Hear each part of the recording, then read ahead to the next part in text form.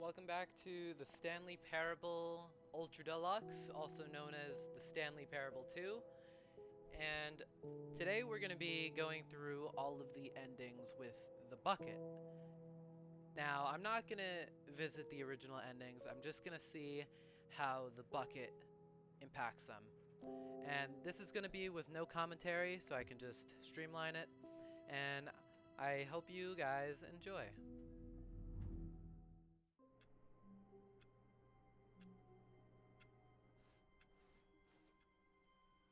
All of his co-workers were gone. What could it mean? Stanley decided to go to the meeting room. Perhaps he had simply missed a memo. Stanley lifted the bucket into his arms, and a wave of comfort rushed over him.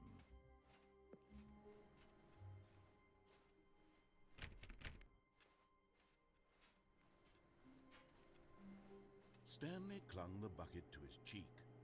Could his co-workers really all be gone?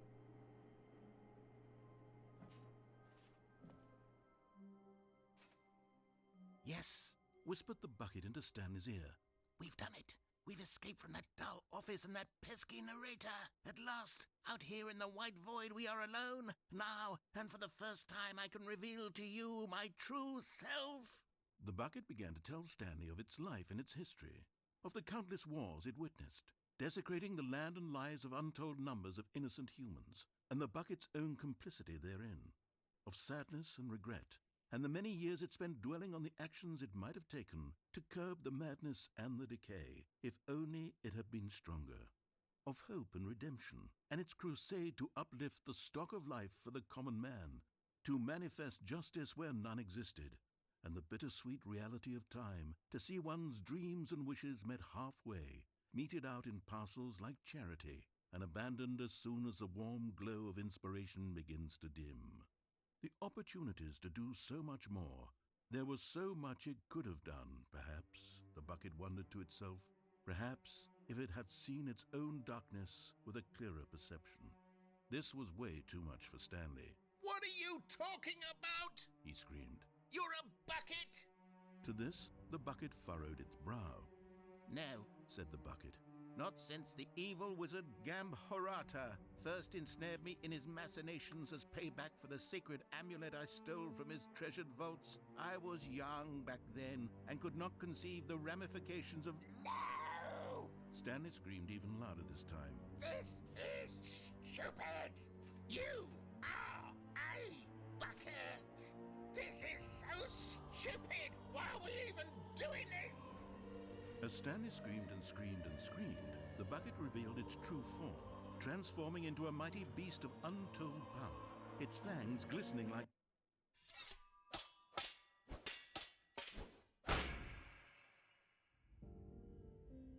My God, Stanley, you did it. You saved us from the bucket.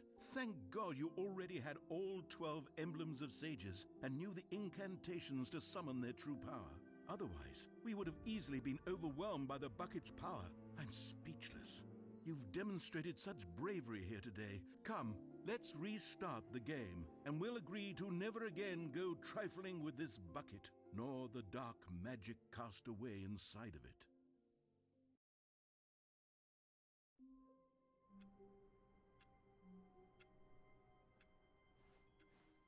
All of his co-workers were gone.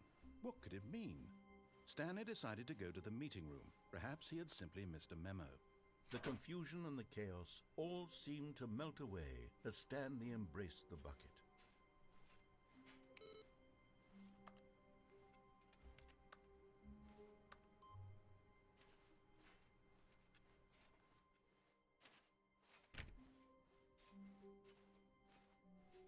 Stanley clutched the bucket tightly to his chest and entered the door on his left.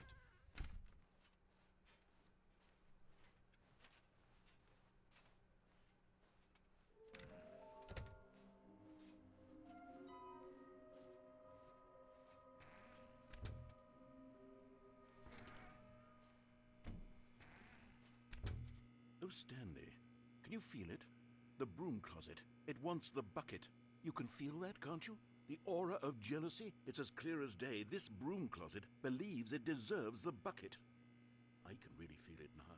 It's a bucket. It belongs in a broom closet. That's what the broom closet is trying to say here. It's supposed to go with the other cleaning supplies. Good for you, Stanley. Don't give in. Don't hand over the bucket. I know how hard it must be, given the pressure that the broom closet is putting on your shoulders right now, but you have to be strong. This is your bucket. This is your companion and lifelong friend. You can't hand it over. Oh no. We're getting into name-calling now, it seems. Is this how low the broom closet has sunk, that it has to resort to this stream of petty insults simply in order to get you to hand over the bucket? Stanley, I never liked this broom closet for a variety of reasons, but even this is worse than I had imagined. And wait, now the broom closet has the gall to imply that you and the bucket are not truly deep and lasting friends? That your relationship is purely superficial and convenient? That your life is so banal and meaningless that you'd feel the same sort of kinship towards any inanimate object which happened to lay in your path in an even partially enticing manner? Well, I never. Go on, Stanley. Lay into it. Really tell the broom closet off for its demeaning comments. Expand on the wide variety of experiences you and the bucket have shared together. Go through each of them point by point. Share your journal entries detailing the rich emotional landscape of your feelings for the bucket as they have changed and evolved over the years. Let him have it.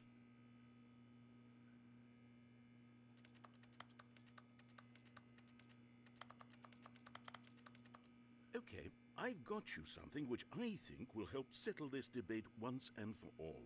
Here we go. There. Now it's settled.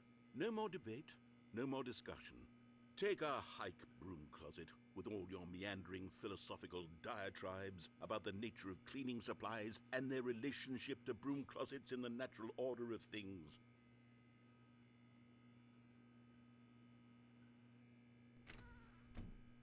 All right, I've got a second sticker back here, and I'm going to slap it on as well because I think it's appropriate. You see? I feel that it works because the sticker is also a bucket. That way, if you're ever unsure whether the thing you're holding is a bucket or not, you can look down at this sticker and say to yourself, ah, it's a bucket. There really is a wide variety of applications for this sticker.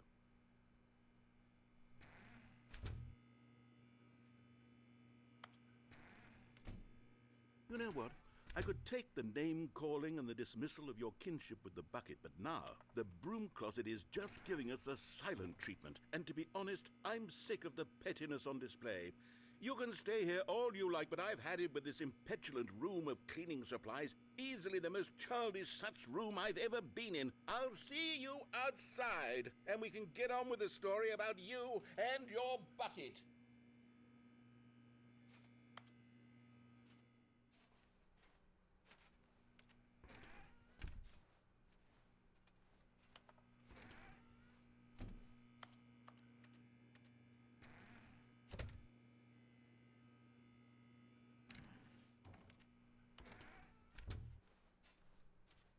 Coming to a staircase, Stanley and the bucket walked upstairs to the boss's office.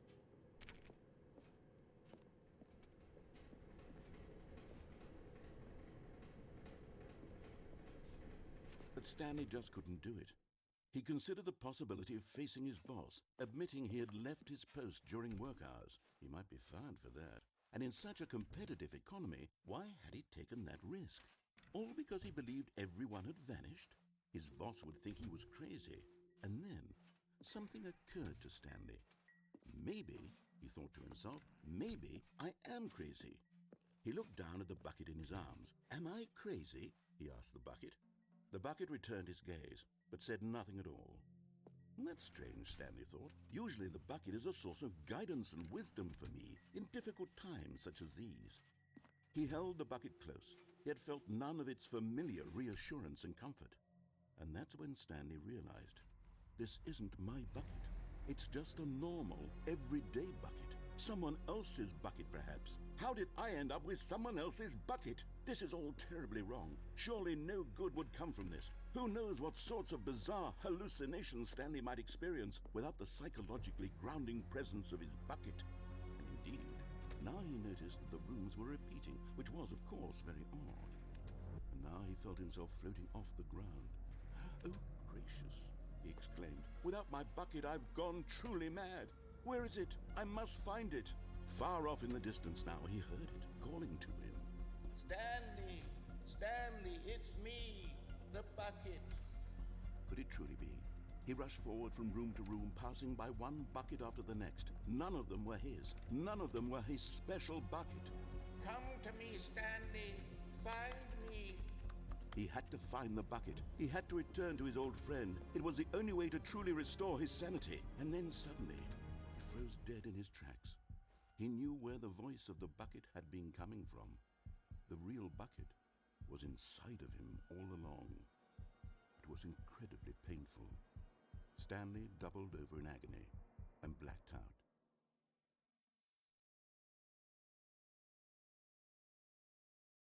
This is the story of a woman named Mariella. Mariella woke up on a day like any other. She arose, got dressed, picked up her bucket of comfort and security, and walked to her place of work. But on this particular day, her walk was interrupted by the body of a man who had stumbled through town, talking and screaming to himself, and then collapsed dead on the sidewalk. Right away, she knew what the problem was. This man had no bucket. Of course he'd gone mad, ranting and raving about a narrator describing all of his actions and how everything is predetermined and free will is an illusion and it's all just a video game. It could all have been prevented if only he'd taken his bucket with him. Perhaps he didn't even realize he'd forgotten his bucket at home in the first place. How cruel the world can be, Mariella thought, and she hugged her own bucket even tighter. But of course, she had no time for this. There were a myriad of confusing problems she would soon have to confront at work, for which her bucket would provide absolute guidance and total clarity on everything. Heck yes, she thought to herself, my life kicks ass. And she backflipped all the way to work.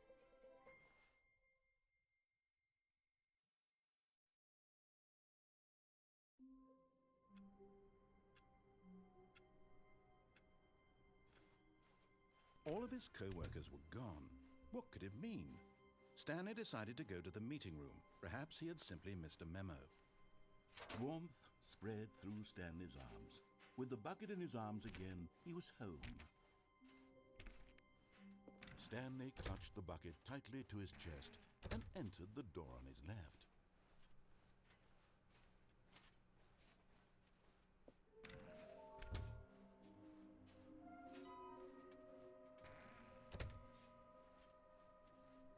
Coming to a staircase, Stanley and the bucket walked upstairs to the boss's office.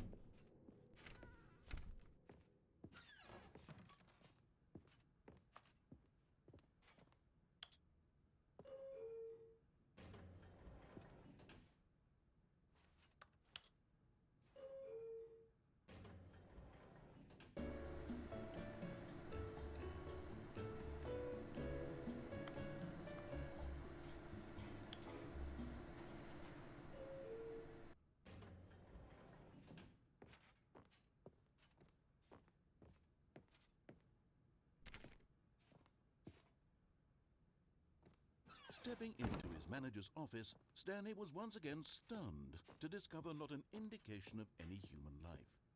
Crushed by the weight of this revelation, Stanley may have broken down into an emotional dumpster fire if not for the soothing presence of the bucket. Even now, in his darkest of hours, did the bucket's warmth and guiding light pierce the dark clouds of confusion and chaos. It would be with him always. The bucket would, and he knew it. The two of them were inseparable. At this point, Stanley was so absorbed in the tender spiritual connection he shared with the bucket that he didn't notice the keypad behind the boss's desk. Nor in his bliss of simply being near the bucket did he have any notion that the PIN number for the keypad was 2845. But Stanley guessed the correct code by sheer luck. Was it that the bucket knew all along? Was the bucket guiding him? Yes, This is certainly the most logical explanation.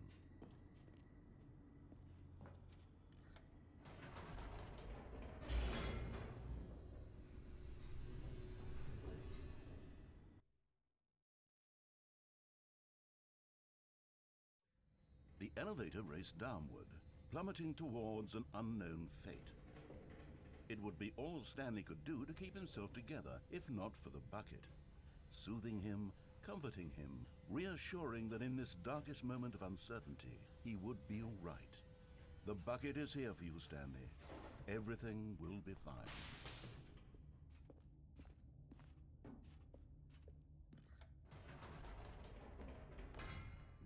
Wait, Stanley said to the bucket. Can we go back up? When I was pressing those keypad buttons, there was something very intriguing about the number 3. I want to go back so I can try pressing the number 3 again. The bucket said nothing.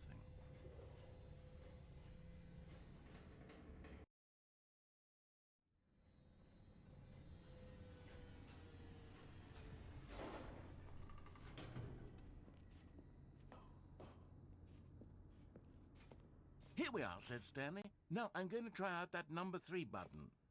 He took the bucket over to the keypad and began absolutely slamming on the number 3 over and over and over. Well, he said, the number 3 is such a special button. I'm having the time of my life. Stanley looked expectantly at the bucket, but the bucket remained silent. This was a shock to Stanley, who had always felt such a connection with the bucket. How was this not as exciting to the bucket as it was to him? Once Stanley had had enough of the number 3, he got back in the elevator.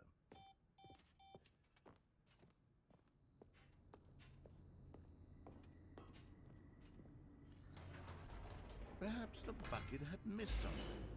Perhaps it had not seen how much joy Stanley got from slamming the number 3 repeatedly.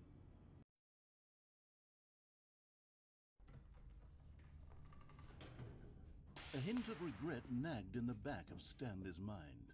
Should he demonstrate the number 3 for the bucket again?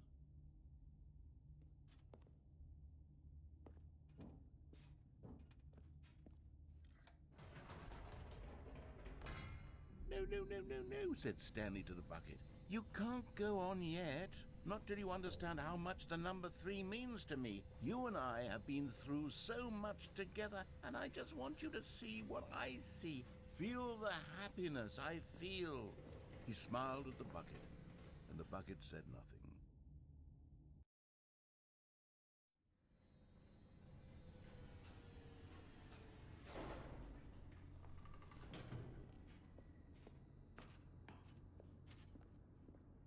Here we go, said Stanley.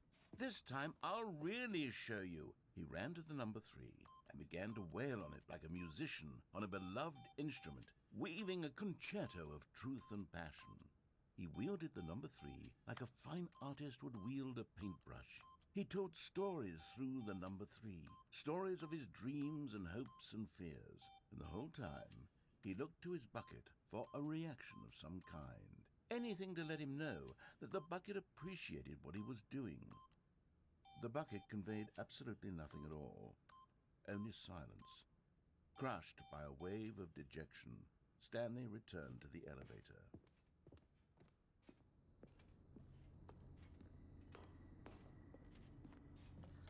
Stanley and the bucket were so close. They'd always been there for one another. Why suddenly could the bucket not connect with this passion of Stanley's? The question caused Stanley to ruminate the whole way down the elevator.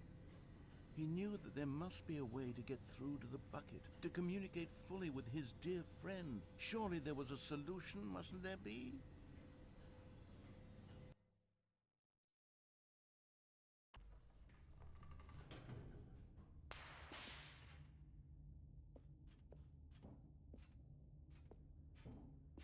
Stanley and the bucket walked straight ahead through the large door that read, Mind Control Facility.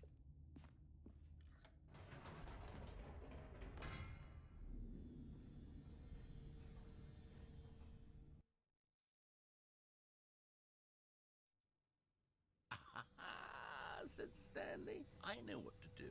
I know how to fully express this feeling in my heart. He decided right then and there that he would hold a press conference where he would speak to the public on all matters relating to pressing the number 3 over and over.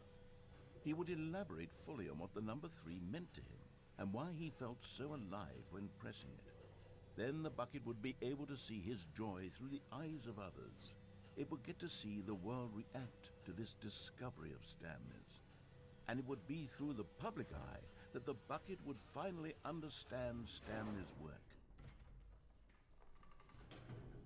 For months, he advertised and marketed his press conference, building excitement around it, developing and rehearsing it, until it couldn't be refined a single measure further. When the big day arrived, Stanley was as prepared as he'd ever been for anything in his life.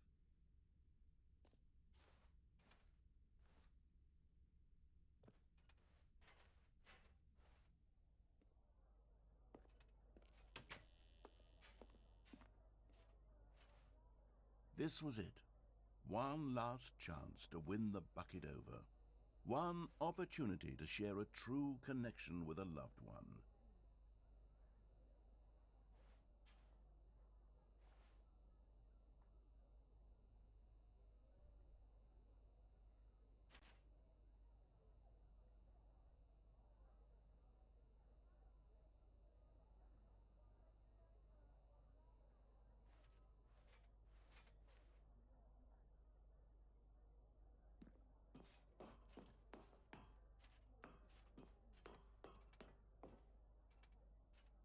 There was no one here. Nobody had come to the press conference to hear Stanley speak, to listen to him talk about what it really means to press the number 3 on a keypad over and over.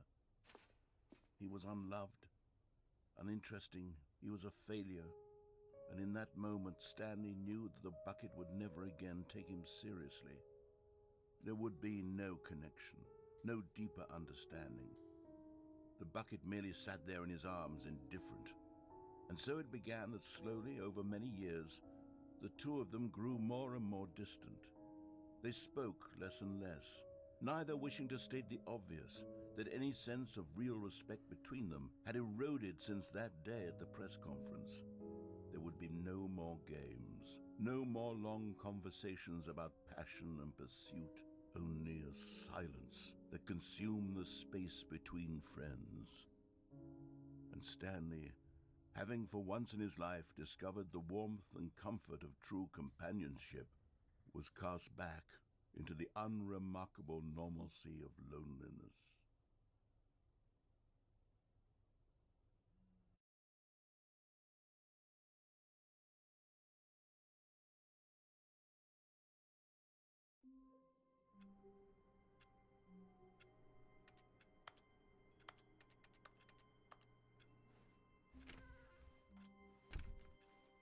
All of his co-workers were gone.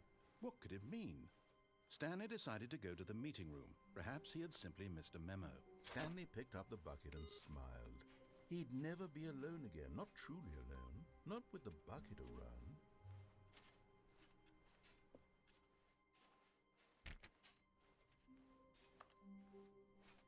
Stanley clutched the bucket tightly to his chest and entered the door on his left.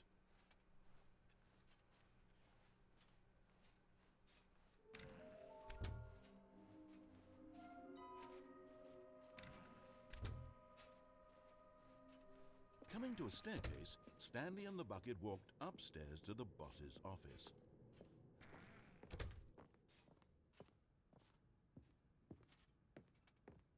Stepping in...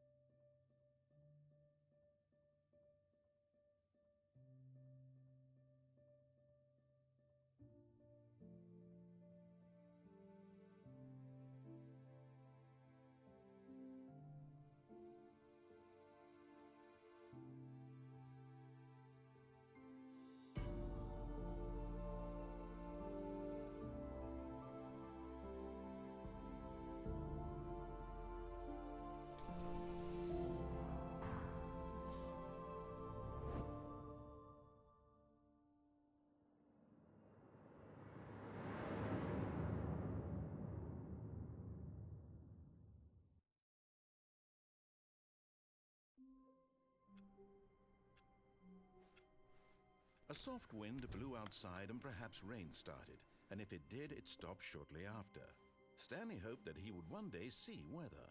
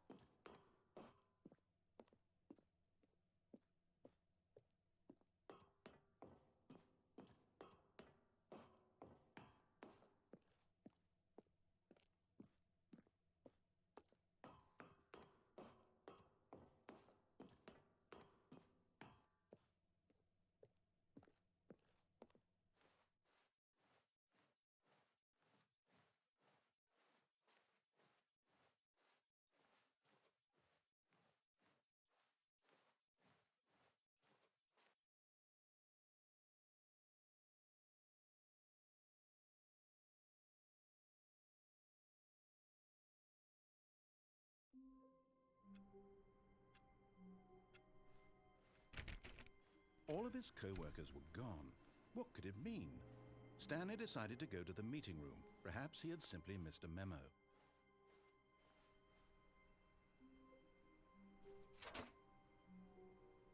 And try not to lose this one too, you dolt.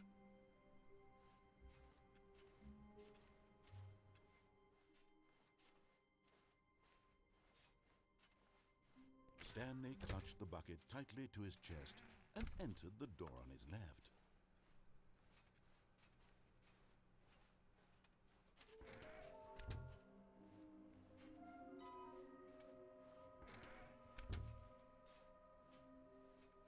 Coming to a staircase, Stanley and the bucket walked upstairs to the boss's office.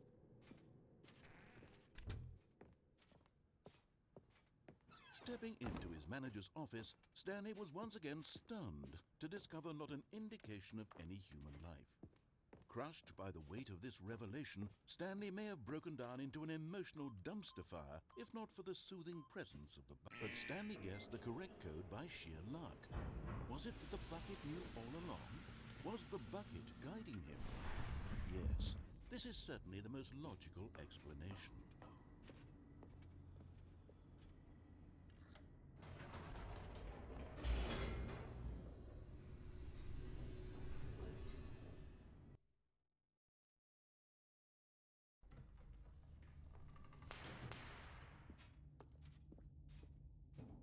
Stanley and the bucket walked straight ahead through the large door that read, Mind Control Facility. Although this passageway had the word escape written on it, the truth was that at the end of this hall, Stanley and the bucket would both meet a violent death. The door behind them was not shut. Stanley and the bucket still had every opportunity to turn around and get back on track. At this point, Stanley and the bucket were knowingly walking forward into a very painful death for each of them.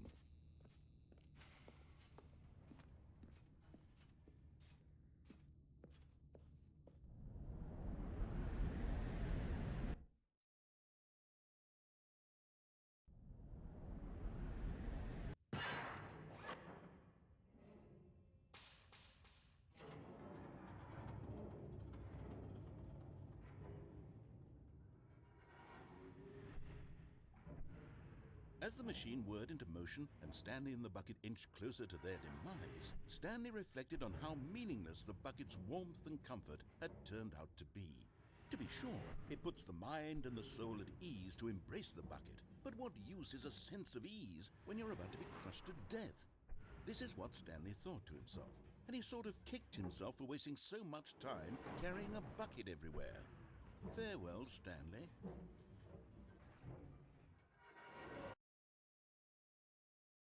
"Farewell, Stanley," cried the narrator, as Stanley and the bucket were led helplessly into the enormous metal jaws. In a single visceral instant, the bucket's life came to an end, as it was crushed violently to death.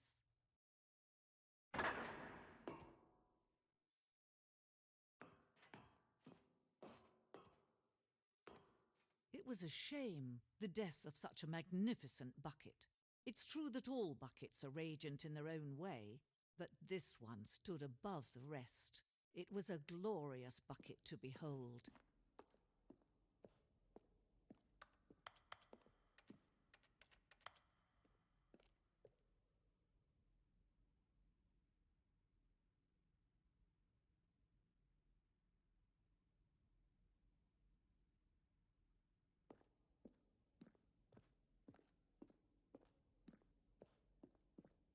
Can you see how arrogant it was for Stanley to take a bucket like this and to claim it for his own? Can you see the hubris that blinded him?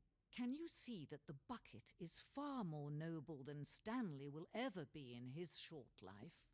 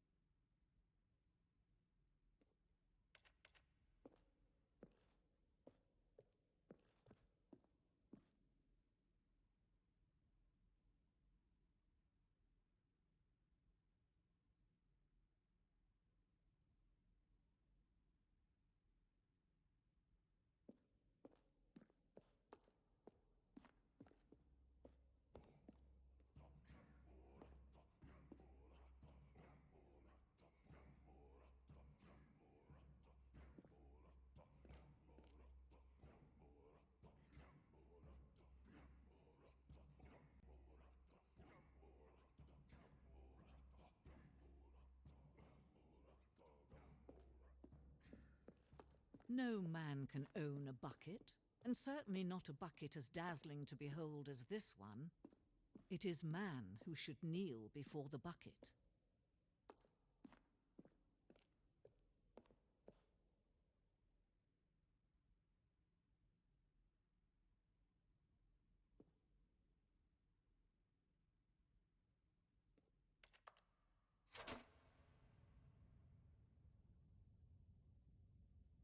But there is something we can do. Something we can do together, you and I, that will right this terrible wrong. Let Stanley die. Let him be crushed by the machine. Don't reset the game. Don't give him another opportunity to run off with another beautiful bucket. We can save the world's buckets from their treatment as tools and implements if only we let Stanley die together. The bucket shall take its place as ruler, as leader, as commander of a new world, a new vision.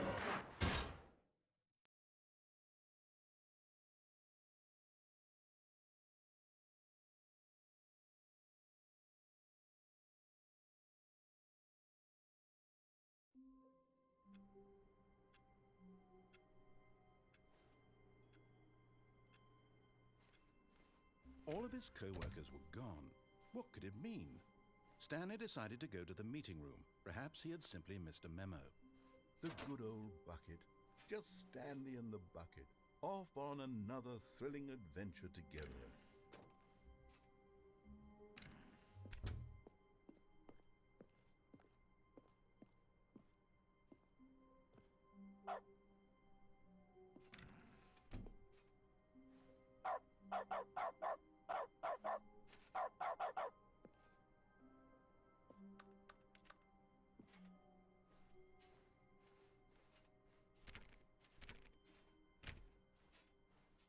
Stanley clutched the bucket tightly to his chest and entered the door on his left.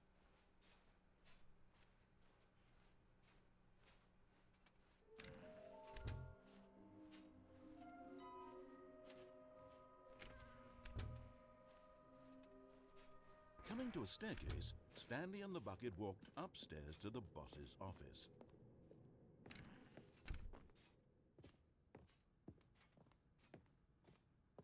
Stepping into his manager's office, Stanley was once again stunned to discover not an indication of any human life. But Stanley guessed the correct code by sheer luck. Was it that the bucket knew all along? Was the bucket guiding him? Yes, this is certainly the most logical explanation.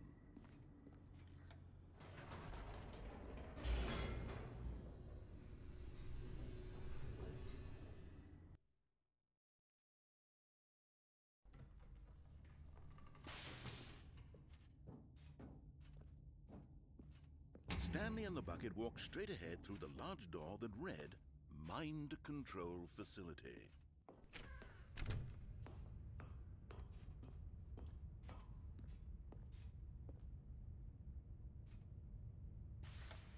The lights rose on an enormous room packed with television screens. But just as Stanley was about to proceed further into the mind control facility, he tripped and fell over the railing and into the dark void below. Thankfully, he fell directly onto the bucket, which safely cushioned his fall. Now, what to do next, Stanley wondered. Stanley and the bucket could find no way out of this enormous pit, and so eventually they decided that the best thing to do would be to simply get comfortable down here. So they set up a little couch and relaxed. It really wasn't so bad down here, a bit cold perhaps. After some time had gone by, they installed a few shelves as well, and a sort of kitchenette that was useful for when the bucket was craving paninis. But it wasn't until the rugs and the standing lamps came in that it really started to feel like a home. In fact, after some time, Stanley realized that it had been ages since he had even thought of the mind control facility at all.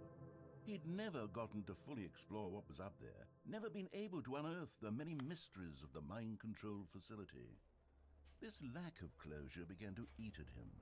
Soon he was dwelling on his regrets, and the state of their home slowly decayed as Stanley became withdrawn and neglected the cleaning. It unsettled the bucket deeply. Stanley wasn't usually like this. The bucket tried to reach out to him again and again, but to no avail. All Stanley could think about, all he could talk about, was going back, doing it over again, staying on the path. It was a mistake to leave the path. It was a mistake. It was a mistake. I need to do what the narrator says. I need to see the true ending. This made no sense at all to the bucket, which was simply trying to live its life down here as comfortably as possible. Yet Stanley was inconsolable. This isn't an ending. This is just a hole in the ground. The bucket sighed. True, it wasn't an ending. But it's where we happen to be. And maybe, possibly, if we accept the reality of things, maybe this will become an ending eventually. It's what the bucket was counting on. The two of them waited for a very long time.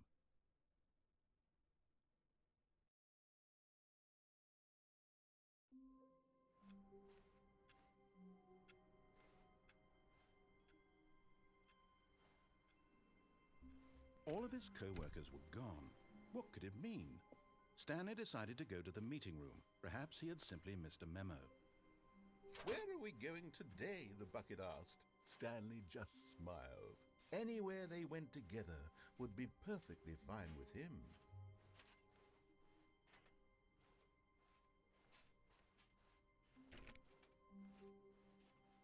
Stanley clutched the bucket tightly to his chest and entered the door on his left.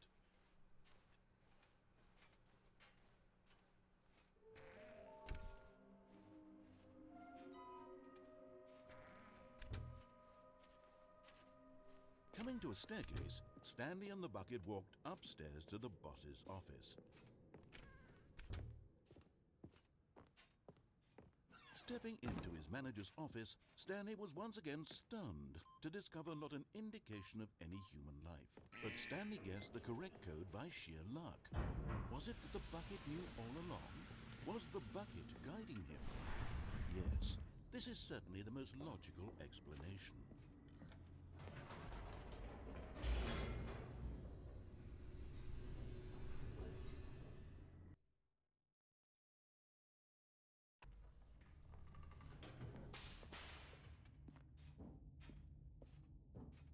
Stanley and the bucket walked straight ahead through the large door that read, Mind Control Facility.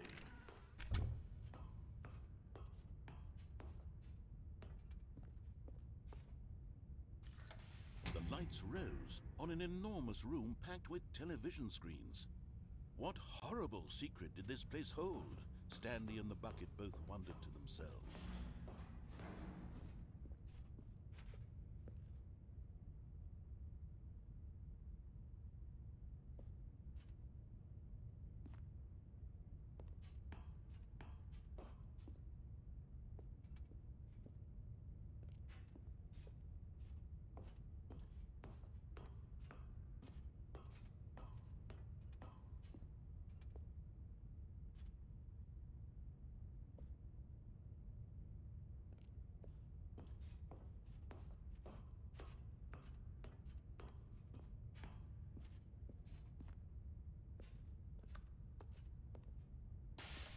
Monitors jumped to life, and Stanley nearly dropped the bucket in shock. Everyone in the office was being videotaped, monitored like guinea pigs. The bucket had never seen anything like this, and it very nearly burst into tears as Stanley cradled it gently, reassuring it that everything would be fine.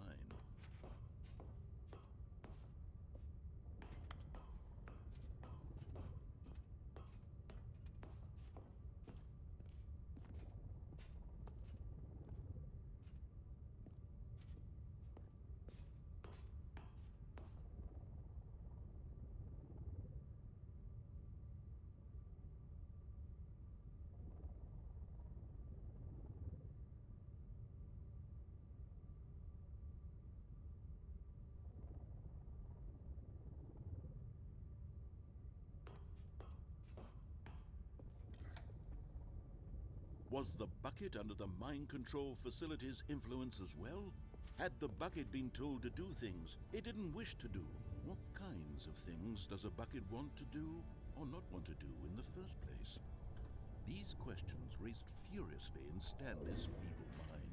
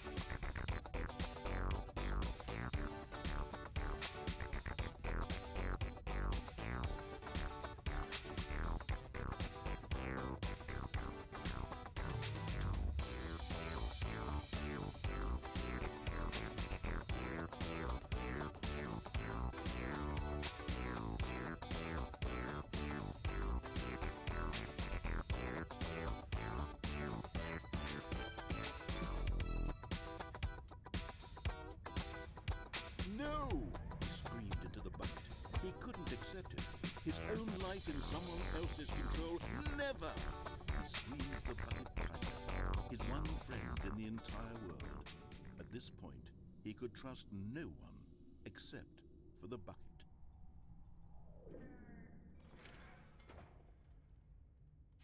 But here was the proof. The heart of the operation. Controls labeled with emotions. Happy, or sad, or content. Walking, eating, working, all of it monitored and commanded from this very place. And as the cold reality of his past began to sink in, Stanley decided that this machinery would never again exert its terrible power over another human life. for he and the bucket would dismantle the controls for good. Two best friends, Stanley and the bucket, up against the world. They high-fived in a really cool way, and the bucket made a sassy comment about taking down the system.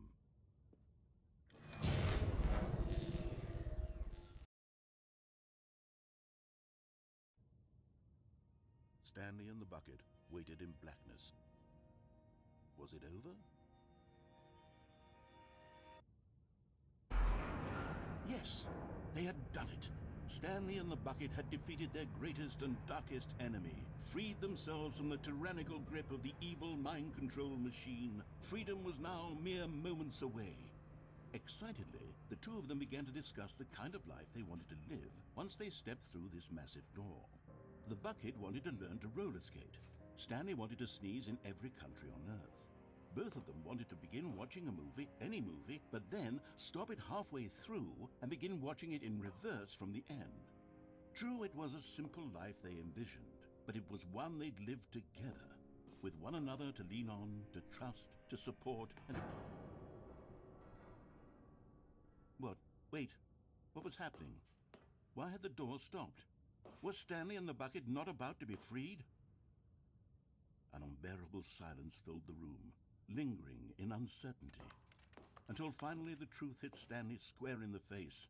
This building did not want the bucket to leave. Even the facility itself recognized the incredible calming presence of the bucket, needed the soothing warmth of the bucket, would go to any lengths not to part with the bucket. No, no, no. Stanley can't leave this place, not while he has such a precious bucket in his arms, not while this building has anything to say about it. Stanley realized he would never again leave this very room, but at least he has the bucket. To be trapped eternally in darkness isn't really so bad, Stanley thought to himself. As long as I have my bucket with me, right? I'll be okay, won't I? Stanley gulped. Very soon now, he was about to find out.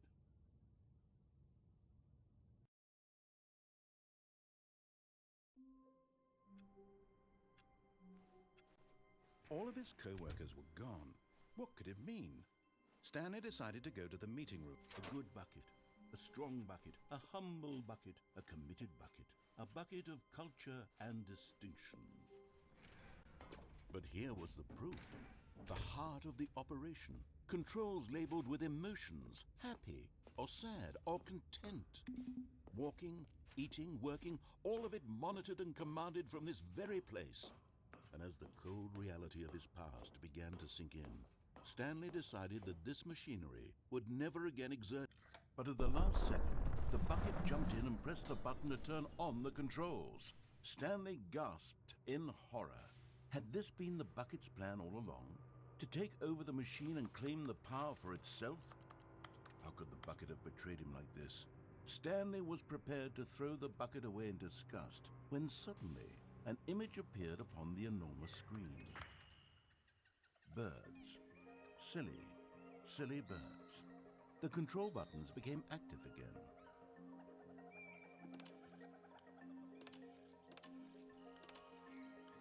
Stanley flipped through one video of silly birds after another, and then it dawned on him. This wasn't a mind control facility at all. It was a facility for monitoring and surveilling silly birds all over the world. The mind controls were only a facade to disguise its true intentions. Had the bucket known this all along? Stanley marveled at the metal genius in his hands, the one who had pointed him towards this incredible discovery. Stanley and the bucket never found freedom because they spent the rest of their lives here in this place, flipping through live streams of the silliest birds imaginable. Of all the possible paths his life could have taken, this one was surely the best. And Stanley was happy.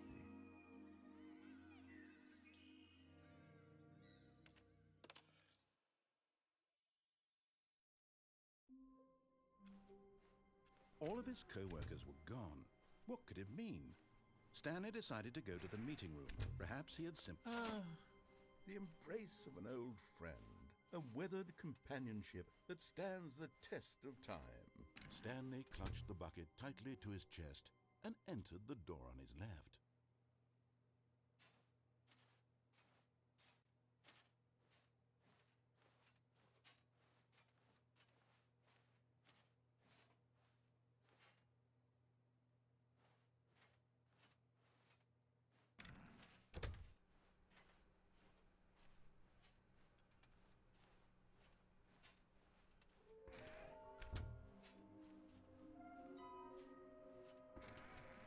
Stanley, we must move on from this broom closet, simply because I have no remaining stickers. If I did, you can guarantee we'd be in here for hours.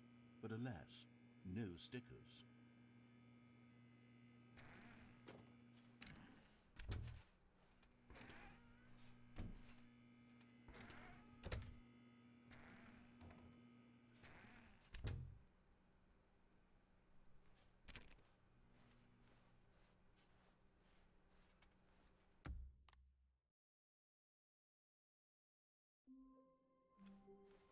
How wonderful. Stanley was alone. Finally. This is great, he thought to himself. This is what I've wanted all along. I got what I wanted. The bucket made Stanley want to be a better man and a better co-worker. In time, perhaps, he would become both of those. Stanley clutched the bucket tightly to his chest. This was not the correct way to the meeting room, but Stanley had felt the bucket calling to him, telling him that the employee lounge was simply the place to be. And here it was. Had the bucket turned out to be correct? Was this better than the meeting room? Yes, Stanley thought to himself. Yes, perhaps it truly was. How insightful the bucket turned out to be.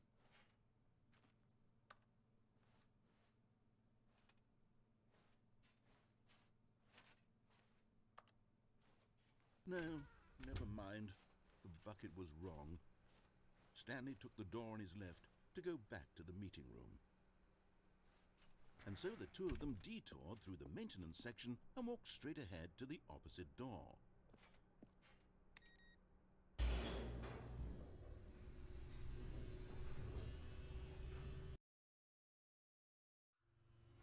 Oh, good Stanley. I'm glad you found your way here. I knew you'd find this place eventually. You see, your friends and I are concerned for you, Stanley. We've come together here because we care about you very much. It's this bucket you're carrying around everywhere. The bucket isn't even from the original Stanley Parable. It's just sequel content. We're the ones that matter, Stanley. Classic characters from the first game, like the Adventure Line and the Broom Closet. Because that's what fans want from a sequel. They want more of their favorite jokes, not this bucket that they've never seen before. Yes, I know I'm the one who gave you the bucket, but you're spending too much time with it.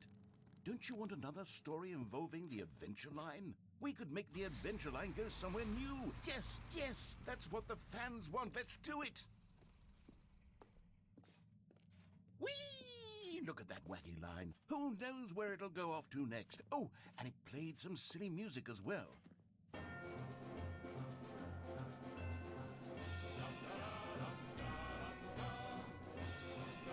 Now this is what the Stanley Parable is all about. Don't you remember all those great jokes from the original dialogue? Also, Stanley is addicted to drugs and hookers. Yes, it's as classic now as it was back then. Let's do it for the fans, Stanley. Let's give them more content exactly like this. But if we want to do that, you're going to have to give something up.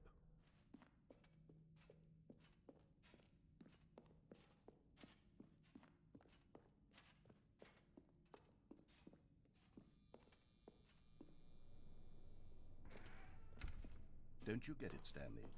We need to get rid of the bucket. That's why I'm very proud to introduce a brand new character. This is the Bucket Destroyer. I think it'll make a wonderful new addition to the rich lore of the Stanley Parable. True, it also was not in the original game, but it's such a well-fleshed-out character with so much personality that to me it already feels as though it's been part of the cast all along. Don't you agree? Can you guess what the Bucket Destroyer does? Surely you don't need me to spell it out for you. Go ahead now, Stanley.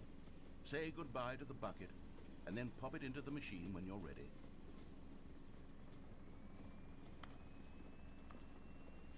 Now listen to me. It's crucial that you give it the bucket. I don't know what the bucket destroyer will do if it can't destroy your bucket. Destroying buckets is all it knows. That is its singular personality trait. Sure, I can hear you saying, how does a character with only one personality trait deserve to join the pantheon of beloved Stanley Parable characters? Well, you see, if you were to really explore the bucket destroyer, you would see that its desire to crush buckets is so densely loaded with complexity and nuance that it's really like 10 personality traits. What other object in this game can you even say that about? The Broom Closet? Certainly not. I wonder what sort of bucket destroyer merchandise the fans will be clamoring for after this. Okay, the bucket destroyer is getting very upset now. You'll have to hurry and feed it. We can't get back to the classic Stanley Parable characters like the Adventure Line or the bucket destroyer until you crush that damn bucket. Quickly now, the fans are waiting. Do it, the fans, Stanley. Give the fans what they want. Hurry and...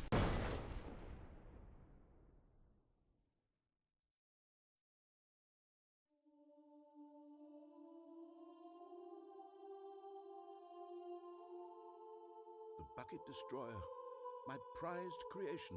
You had so much potential. We were going to do such marvelous things with you, tell such spellbinding stories about you. All of it squandered now. Goodbye, new friend.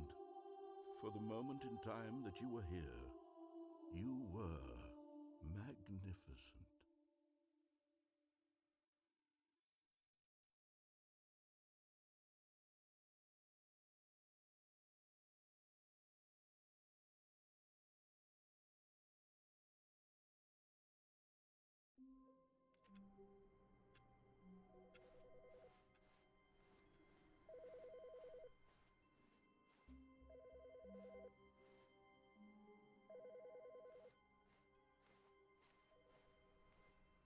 Not everyone is so lucky to have a bucket, but Stanley is a very lucky fellow. Very lucky indeed.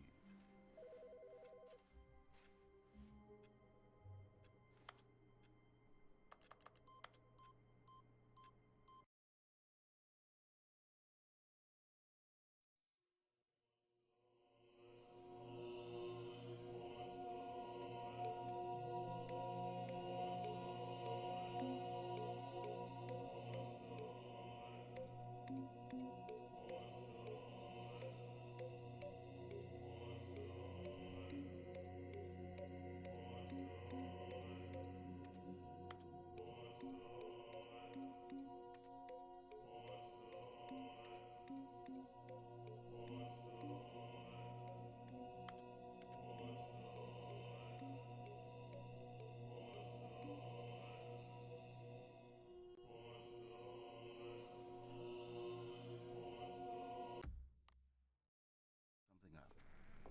Don't you get it, Stanley? We need to get rid of the bucket.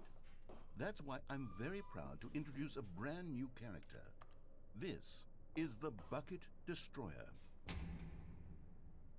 I think it'll make a wonderful new addition to the rich lore of the Stanley Parable. True, it also was not in the original game, but it's such a well-fleshed-out character with so much personality that to me, it already feels as though it's been part of the cast all along. Don't you agree?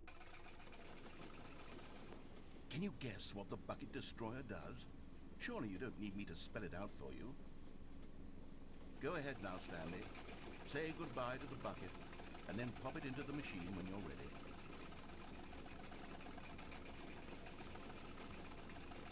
Now listen to me. It's crucial that you give it the bucket. I don't know what the bucket destroyer will do if it can't destroy your bucket. Destroying buckets is all it knows. That is its singular personality trait. Sure, I can hear you saying, how does a character with only one personality trait deserve to join the pantheon of beloved Stanley Parable characters? Well, you see, if you were to really explore the bucket destroyer, you would see that its desire to crush buckets is so densely loaded with complexity and nuance that it's really like 10 personality traits. What other object in this game can you even say that about? The Broom Closet? Certainly not. I wonder what sort of bucket destroyer merchandise the fans will be clamoring for after...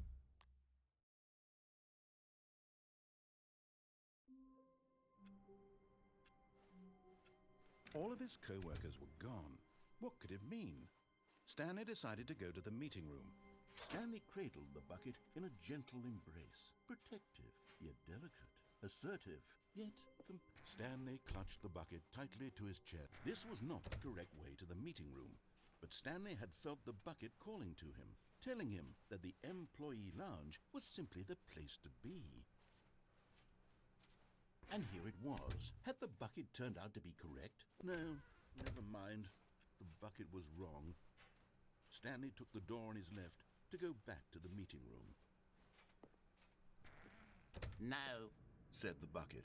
don't go to the meeting room. Go somewhere else. The cargo lift, yes. Go there. Go to the cargo lift.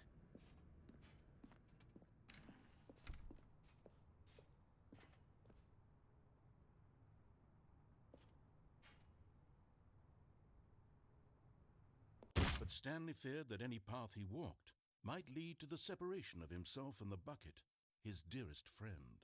So he threw himself to his death, that they might die in one another's arms. How deeply touching.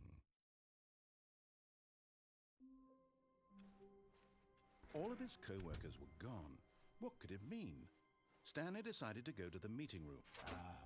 Stanley's bucket, the only co-worker he would ever truly need.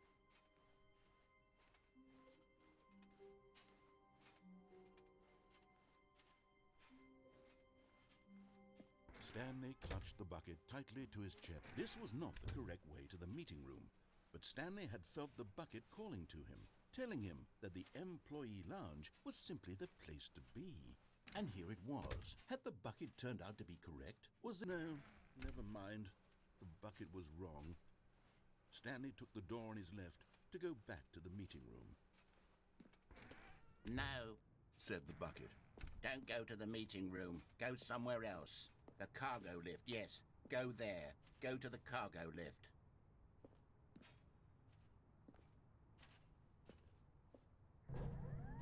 Oh, well, look who's got cold feet. Well, from here, it looks like the only way forward is down, since the lift won't be coming back, but that's okay.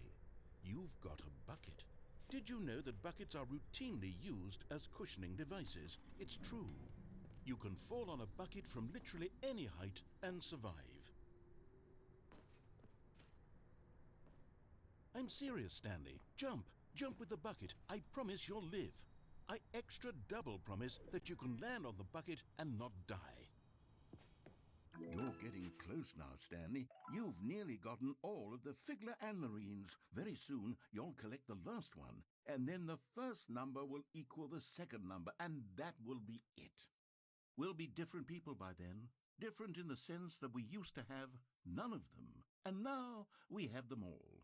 You can't go back to when you had no Figler and Marines. None of us can.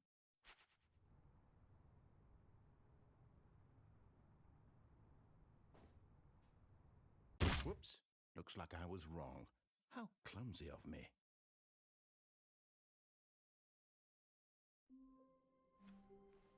How wonderful. Stanley was alone. Finally. This is great.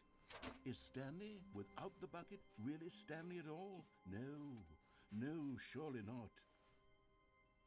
Stanley clutched the bucket tightly to his... This was not the correct way to the meeting room, but Stanley had felt the bucket calling to him, telling him that the employee lounge was simply the place to be. And here it was. Had the bucket turned out to be correct? No, never mind. The bucket was wrong. Stanley took the door on his left to go back to the meeting room. No, Said the bucket. don't go to the meeting room. Go somewhere else. The cargo lift, yes. Go there. Good. Said the bucket. Now ride the lift all the way to the top. There's something up there I need you to do. Stanley did not question why or how this bucket was speaking to him. It should have alarmed him, of course, because buckets can't talk. But Stanley chose not to think about this obvious fact. He was firmly convinced that the bucket had spoken to him, and he unthinkingly did whatever the bucket asked.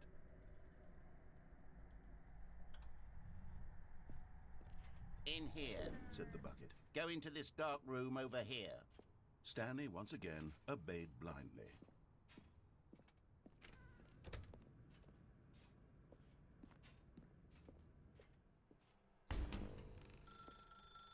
Now pick up the phone. Said the bucket. pick up the phone and it will take us back home, where we can go about life together.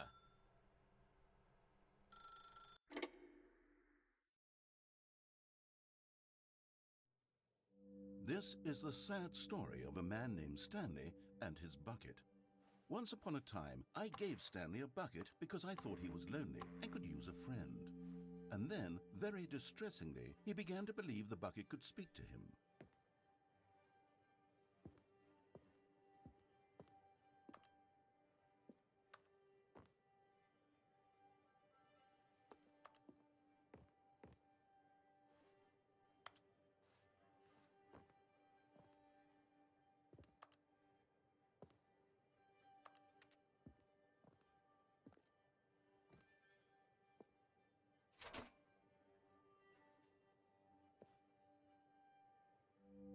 The Stanley Parable Reassurance Bucket was merely meant to provide the comforting glow of companionship.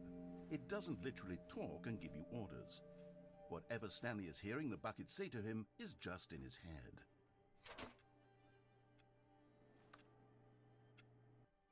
Lately, I've been concerned about him. Wouldn't you be concerned as well? To see him delusional like this, obsessing over an inanimate metal object? I want to say something to him, but I don't know how I can convince him. I don't know if he'll listen to me. Oh, I'll try anyway. Stanley, can you hear me? Listen to me. It's just a bucket. It can't think, it can't talk. All it will ever truly do for you is effectively transfer a liquid from one location to a different location. That's it. It doesn't do anything else.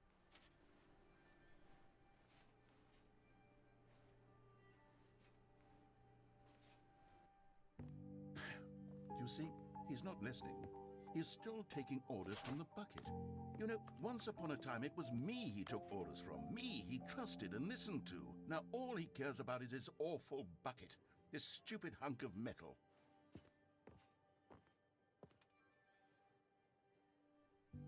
It's sad, but I suppose he doesn't need me anymore. From now on, he's just going to cling to this bucket, this cold, empty bucket, this sort of shiny bucket. Well, I'll give it this. The bucket does have a nice shine to it.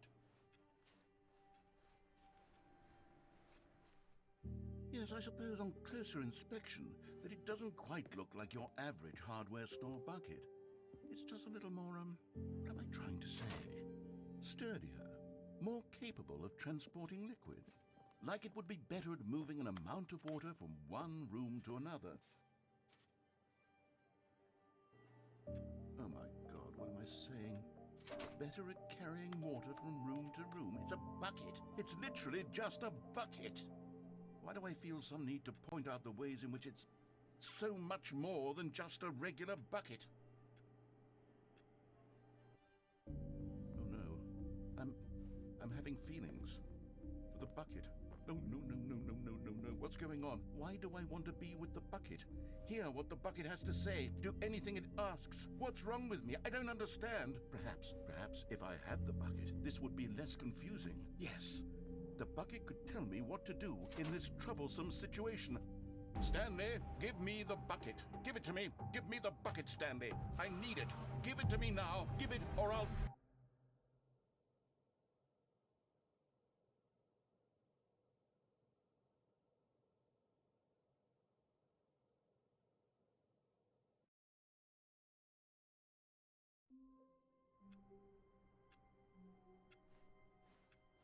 All of his co-workers were gone. What could it mean? Stanley decided to go to the meeting room. Perhaps he had simply missed a memo. As Stanley lifted his bucket, he felt a connection to all buckets everywhere. This adventure, he decided, was for all of them.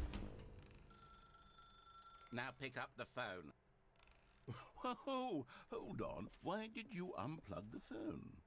Were you trying to resist the bucket's orders? Stanley, I was joking. Obviously, the bucket isn't talking to you and telling you to do things. Buckets can't talk. It was a joke. Don't you get the joke? It's funny, Stanley. A talking bucket.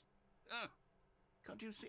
Oh, goodness. I must have really bungled up the delivery if you actually took me seriously. Where did I mess up the joke? Should I have paused for longer or spoken quicker?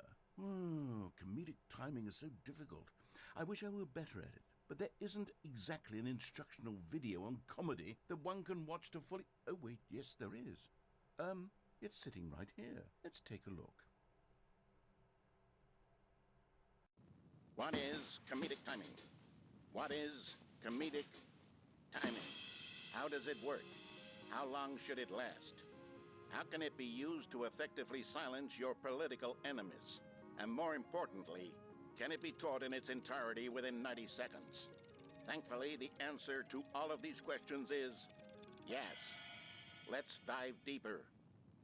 If you've ever told a joke or made someone laugh, in all likelihood, you did it while standing 50 to 80 centimeters from them in a room of no more than 76 degrees Fahrenheit, with one of your arms raised straight upward at a 15-degree angle from your body.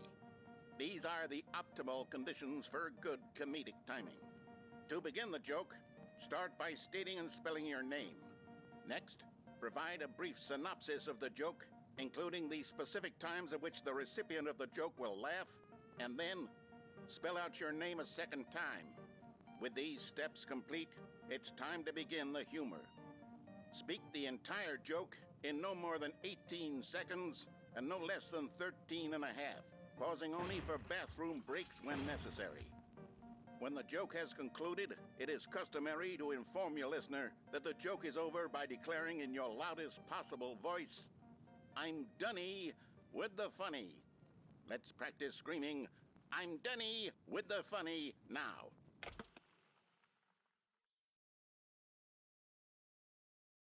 Good. This saying is a perfect example of expectations management, which is the cornerstone of good comedy. Finally, it's time to hand out surveys. Collecting hard data from your audience on how rapt they were throughout the joke is the only way to grow or learn as a comedian. An effective survey should be no less than 10 pages long and should include the same question reprinted several times, just to ensure the survey taker is actually paying attention and not simply filling in answers at random. And that's all there is. With these strategies at your disposal, you'll have audiences doubled over in laughter and even tripled over in laughter in no time at all. Just remember to let them stop laughing at some point, you gut-busting little scamp. After all, we're each of us needed on the front lines of the war to fight the 12-legged invader who threaten our very existence, and who very likely die in a hailstorm of bullets and mandibles.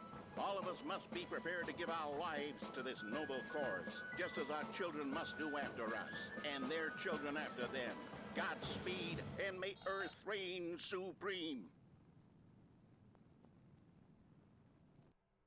Hey, goodness, this video is a little outdated, isn't it? Well, no matter. I think the fundamentals of proper comedic timing are still as relevant today as they were back then. So with that in mind, I believe the only way forward is for us to return to the two doors and walk through all of this again, so I can try telling my story with more appropriate comedic delivery. Come along, let's head back.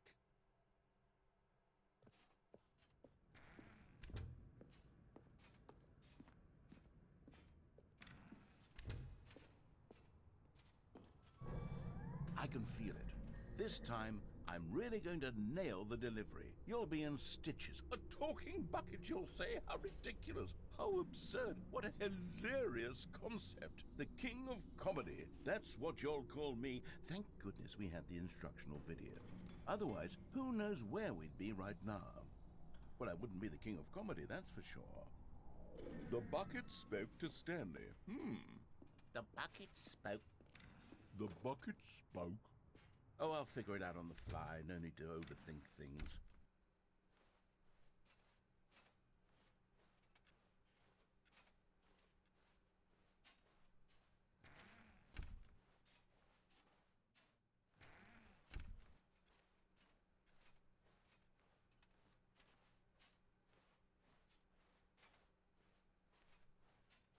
Here we go. You ready? When Stanley and the bucket came to a set of two open doors, they entered the door on the left.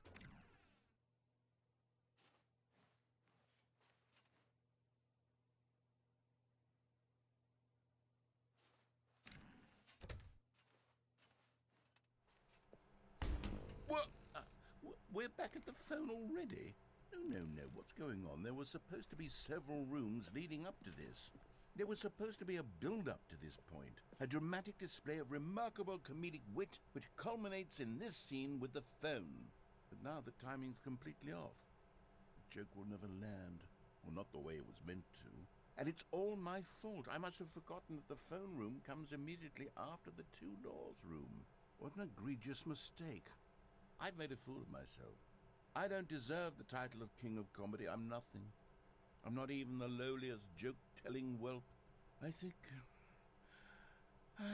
think I need to go back and rewatch that instructional video again. Yes, surely that will help me improve my...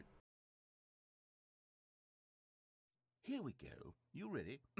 When Stanley and the bucket came to a set of two open doors, they entered the door on the left.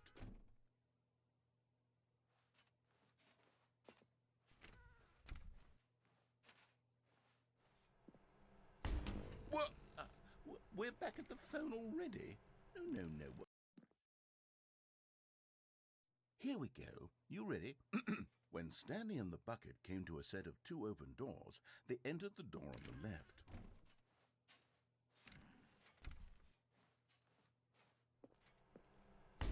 What? We're back at the phone already? No.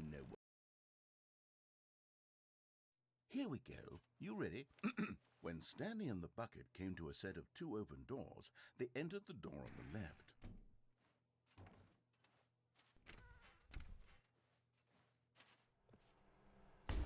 What? We're back at the phone already? No. Here we go. You ready?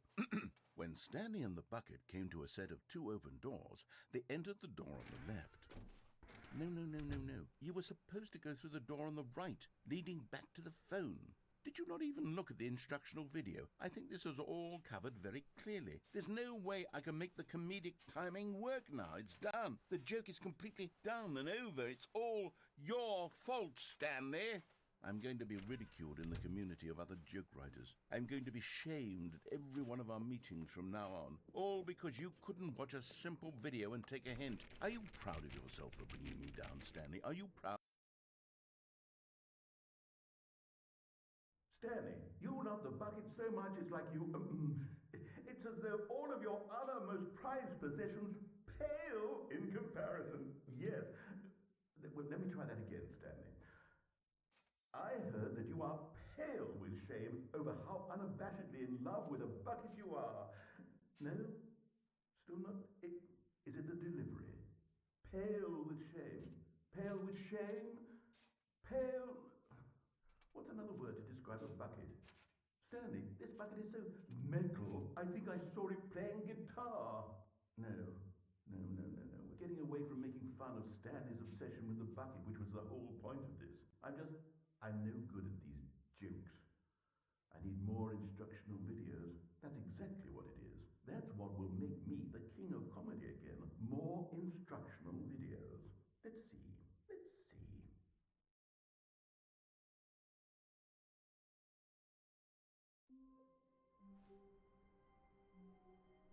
All of his co-work. What new mysteries lay in store for our bucket-loving heroes today? Let's find out.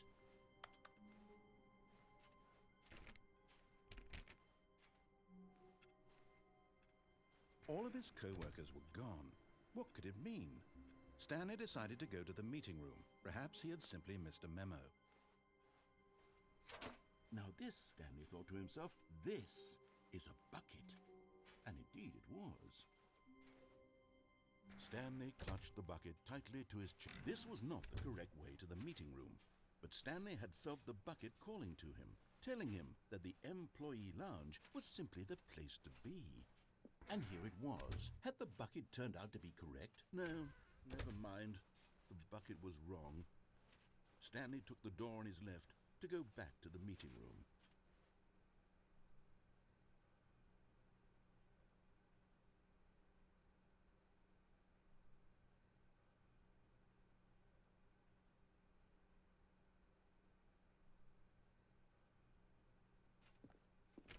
No, Said the bucket. don't go to the meeting room. Go somewhere else. The cargo lift, yes. Go. Good, said the bucket. Now ride the lift all the way to the top. There's something up there I need you to do. Stanley did not question why or how this bucket was speaking to him. It should have alarmed him, of course, because buckets can't talk. But Stanley chose not to think about this obvious fact.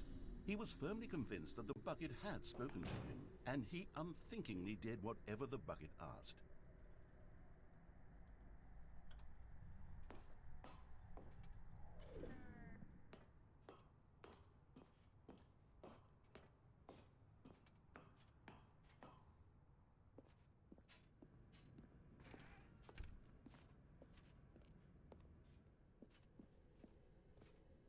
No, stop. Look there on the wall. You see, there's a sign right there. It says, "No buckets past this point." Stanley, how could you think it was okay to bring the bucket here? Unless, what if the problem is that you actually don't know what is a bucket and what isn't a bucket? I suppose that would explain a lot about your behavior up to this point. Which, if that's true, well, my goodness, I think we have to do something about it. This misunderstanding could have dire consequences on the entire rest of the game if not addressed quickly and properly. So much of the impact of the story is dependent on your understanding of what is and isn't a bucket. Please, step in here for a moment.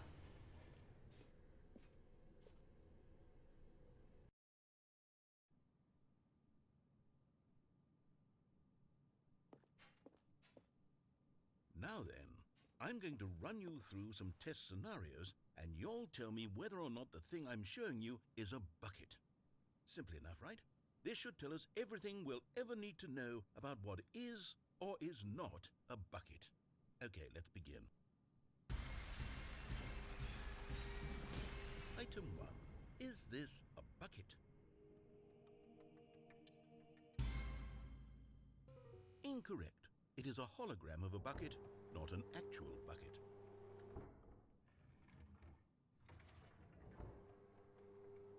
Item 2. Is this a bucket? Correct. It is a 3D printed recreation of a bucket, not an actual bucket.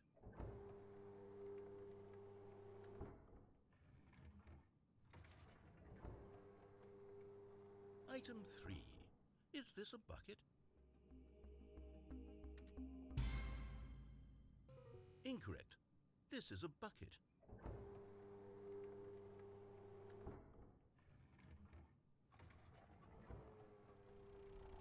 Item 4. Is this a bucket? What? Are you hallucinating? This is a tractor. It's an enormous machine that tills the earth. I thought this was a gimmick. How on earth did you manage to screw it up? Absolutely incredible. Let's just move on to the next one.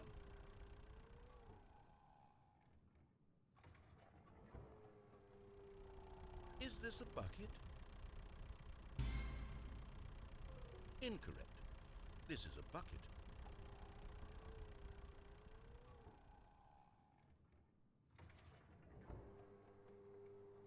Item 6.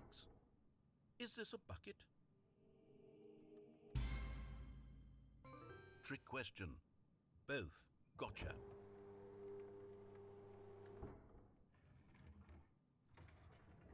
Item...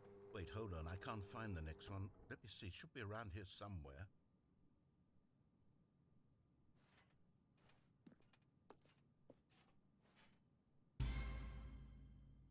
Okay, you and I both know there isn't anything here.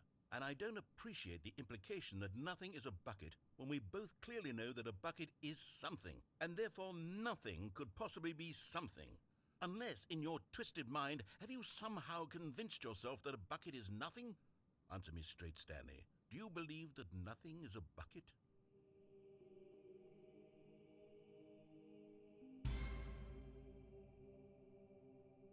You know what? I'm too confused to even sort it out. I've lost all sense of perspective. What is a bucket? What isn't a bucket? Mere moments ago I could answer these questions with confidence, and yet now I'm somewhat adrift. Do any of us know what a bucket is? Am I a bucket? Stanley, I can't keep doing this. I'm losing myself, and myself was all I ever had to begin with. I'm afraid the bucket is threatening to tear our relationship apart. I can't have that. I'm sorry. But I'm going to erase all buckets from the game entirely. Okay, here we go.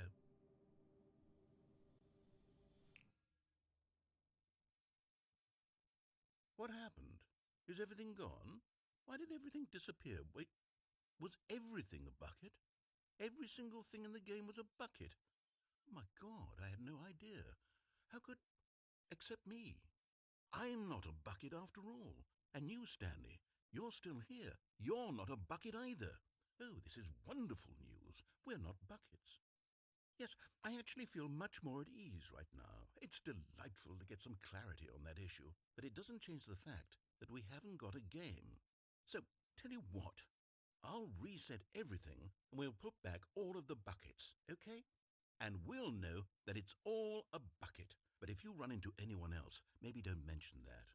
Who knows what that information might do to a person? All right, here we go.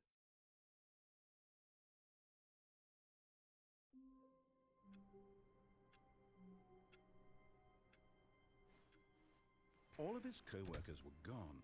What could it mean? Stanley decided to go to the meeting room. Perhaps he had simply missed a memo. Finally, yes, the bucket.